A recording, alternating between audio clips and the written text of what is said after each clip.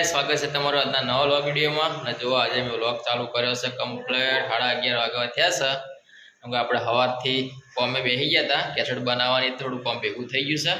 તો હવે થોડું પાછું કામનો લોડ લઈ લઈએ.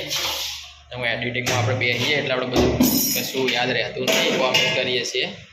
હવે આરુબેન ટાઈમ થયો છે સ્કૂલનો એટલે આપણે ઊભા થઈ ગયા છીએ. અને જો આ બાજુ રસોઈ ચાલુ થઈ જશે, રમભાઈ વધવા મળે છે. તો આજ શું નવીનતામ છે રમભાઈ? ફુલેવાનું શાક અને રોટલી. જો ફુલેવાનું શાક ને ઘઉંની રોટલી બનાવી છે. ને આજે અમારા ઘેર મહેમાન આવ્યા છે. કોણ આવી છે? અંકિતા. હે ચમાઈ અંકિતા એને પરીક્ષા હે ને એટલે કોલેજની પરીક્ષા લો. ગાઈસ અંકિતા આવી છે અમારી બેન કંબોઈ થી. એના કોલેજની પરીક્ષા છે એટલે ચલો આજે ટાઈમ છે, મેલવા જવું પડશે. 3 વાગે. 3 વાગ્યાનું પેપર છે કોલેજનું. અત્યારે જે સિરે વસન ને બે બજાર એટલે આવે એટલે આપણે જમી બમીને હમણાં મોડા એના પેપર હાલવા મેલવા જવું કોલેજ. હાલ તો પહેલા આપણે લેતા આવીએ. શું કેવું? આરુબેન લેતા આવીએ. હું લાવું? કોક તો નહીં મળતું.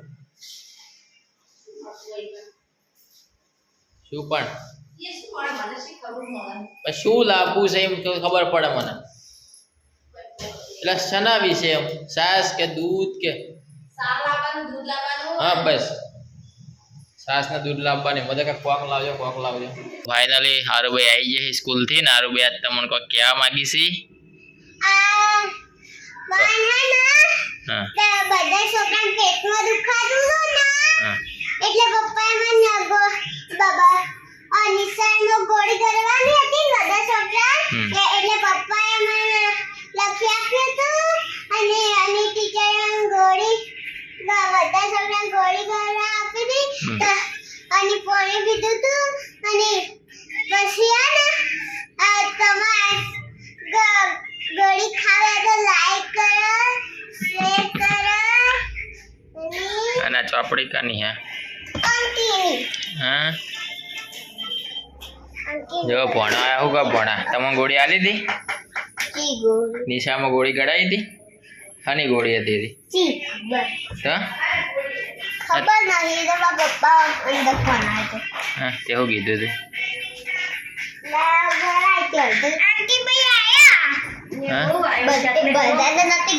નથી ગળાઈ? તને ગળાઈ હતી?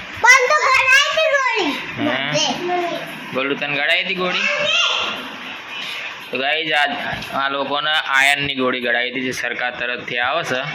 એ સ્કૂલમાં આવી હતી એટલે ભણાને ગળાઈ ને આરુબાઈને ગળાઈ. નહીં આવી હતી બેટા ગોળી ગળી હતી? હા આયર્નની ગોળી નથી ગળી? કેમ છૂનમૂન થઈ ગયું એ તું? કેમ બોલતો નહીં? ગાય લાગી છે જોરદારની ભૂખ. 12:30 વાગ્યા છે અને અંકીને એવા આવ્યા છે ઉપર. તો મસ્ત જમી લઈએ. જો આ બેના મસ્તી ચાલુ થઈ ગઈ છે. નાચજે જીગો તું નાચજો. એવું જો જમવાનું થઈ ગયું છે. મિક્સ સબ્જી બનાવી છે રમભાઈ આજ. અને આ બાદ પાત્રા લાયા છે. જો અંકીને બધા બેસી જાય ખાવા. જો ભણો રિહાણા હે. ભણાનો ખોચો બહુ હોય ખાવાનો. શું ખાવું છે? હા ભરાઈ ગયા મોઢામાં. જો અને બિચારા જે હાલો એમને ખાઈ રે. માજી ખાયા અરે પાછા જો બધા જો મોઢામાં મગ ભરાઈ ગયા. કોઈ બોલતું નહીં. હેલો ગાઈસ, જમવા આવી જાઓ બસ. હારું ભાઈ કોણ આવ્યું હે તા જોડે? કોણ હે? અંકિત ભાઈ કહેવાય. શું કહેવાય? અંકિત ભાઈ કે? અંકિત ભાઈ માં કઈ હે આમાં ચટણી જો હારી ચટણી હું લાવ ચટણી અમાર બહુ તો ચટણી ખાવાનું.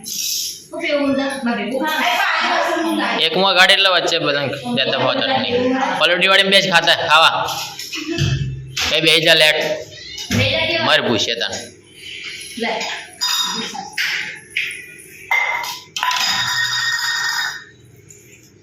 જો એ જો આપણે ચાલુ કરી દીધું ને તે કોઈ ઓટો તોડો. હા પેલા તમારે નહીં ખાવાનું? ભૂષાથી કરી ફર્સ્ટ મોડાઈ જોજી લાગુ તો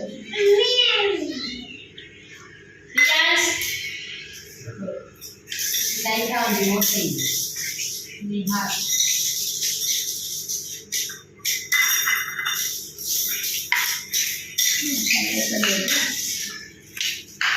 લાવ શું લે આવું હો?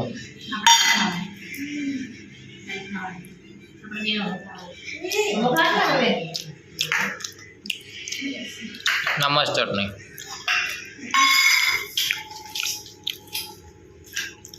80 રૂપિયાના. હા હા પણ સારું બનાવો નાસ્તો એ રાયમ પેલો ખમણ વાળો પાલક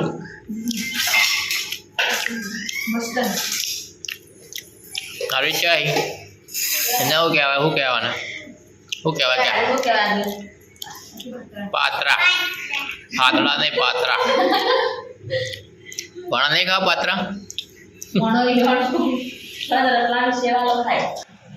ટીચરે કીધું જે ફોન જોવા ને એની અંદર આખો ગાડી દેવાની અને જે લખીને આવશે ને ચોપડે જે ફોન નહીં જોતો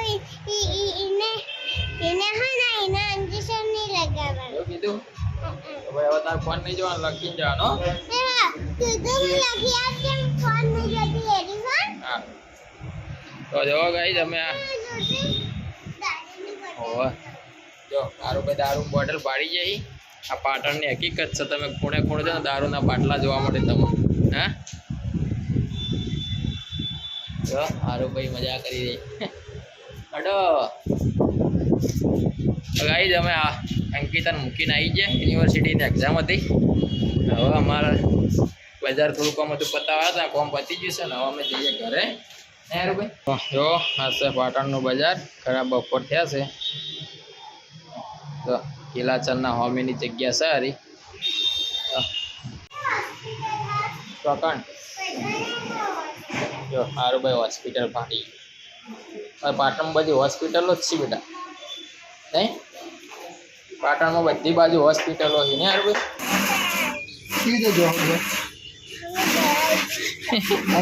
આ રિક્ષા હે જો વિજય કાકા રિક્ષા જેવી થઈ ગઈ જો. આવી રિક્ષા લઈને જાવ ડેર. આવી રિક્ષા લઈને જાવ. ખુલ્લો હવા જો તું નથી કહેતી સનરૂફ વાળી રિક્ષા. જો આના ગયા સનરૂફ વાળી રિક્ષા.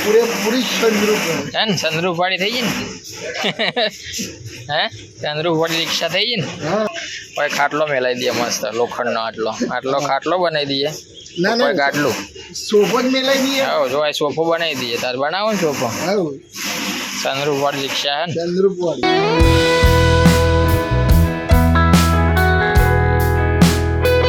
જો અમે આવ્યા છીએ કિલાચંદ બજારમાં અને આખું બજાર છે 70% રિક્ષાઓનું જે તમારે જૂની રિક્ષાઓનું બોડી કોમ હોય સર્વિસ હોય કોઈ પણ રિક્ષાનું A to Z કોમ હોય તમને કિલાચંદ માર્કેટમાં રહીએ તમને દેખો છે તે લાઈન હતી બધી રિક્ષાની દુકાનો ને આવી તો 4 લાઈનો હોય ને.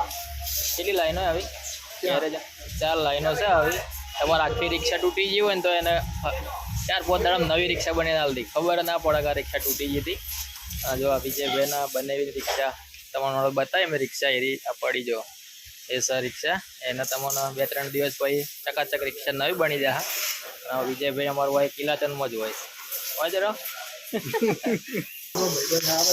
તો આ રિક્ષા ને સવારે આ રિક્ષાના 2 ભાગ થઈ ગયા હતા. વચ્ચે આખી રિક્ષા તૂટી ગઈ હતી. અત્યારે જો તમે આ 2 જોઈન્ટ માર્યા છે અને આખી રિક્ષા ફરીથી નવી થઈ જાય નહીં વાળો. તો આ સના 20 ગેરેજ છે હોય કામ બધું આખું રિક્ષાનું બોડી કામ થાય જો અંદર જો તમે આખા સ્પેર પાર્ટ. આ જો આખી રિક્ષાની બોડી કાઢેલી છે અને આ 83 છે. આ 83 કહેવાય ને. આ રિક્ષાની 83 છે. આના ઉપર આખી નવી બોડી બનીને ચડાવવાની છે. એ વિજયભાઈની છે. જો આ છે અમારી ઇલિયાસભાઈ કેવું કામ થાય કંકો રિક્ષાનું એટલે કેવું આમ જૂની રિક્ષાઓ નવી બનાવો ને તમે.